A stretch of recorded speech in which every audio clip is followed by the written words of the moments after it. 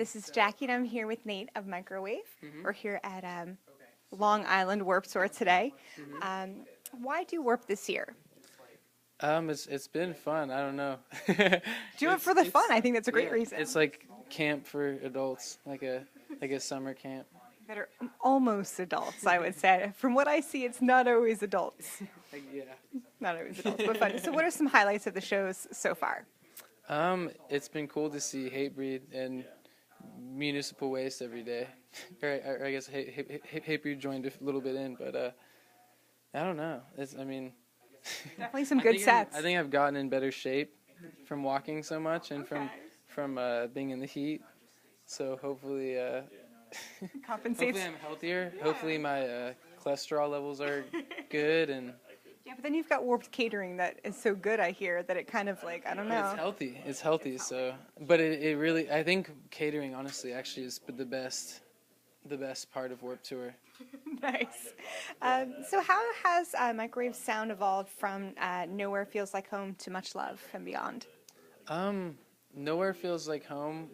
I feel like when we first started as a band, we were trying to be more of like a post-hardcore band, and it was, especially when we like played the songs live, it was like mostly all screaming, and then with Stovall we like added in more sort of like poppier singing songs, and Much Love now I feel like is more alternative rock and is more noisy.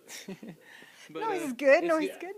We've sang more, I think, but we don't plan on continuing in the future to keep singing more and more. I think our next album will actually be more screaming again.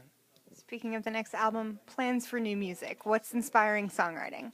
We're gonna be recording in January and February, hopefully at the beginning of next year.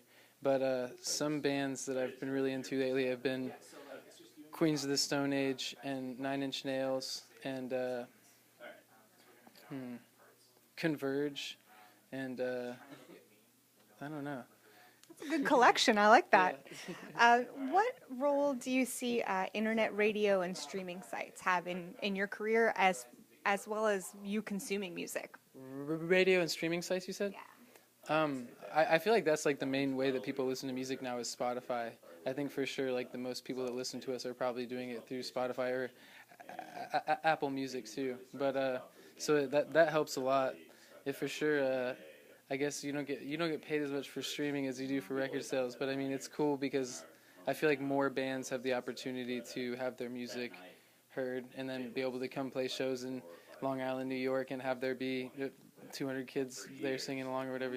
That's cool. Definitely a good reach. I think that's what most people seem to feel is the benefit. Yeah. What role does social media have, and who's in charge of your social media? Do you guys sort of take turns? Is one person in charge? It's mostly just Tyler, because me and Tito are like generally unresponsive and unaware of our surroundings.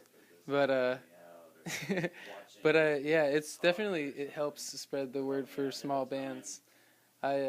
Sometimes it can be a little mind-numbing, but when you aren't non-responsive, what platform do you prefer?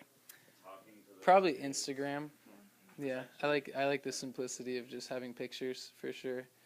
And, you don't have to do anything else, or you can. Yeah, and sometimes like hearing your friends' opinions makes you like them less. So.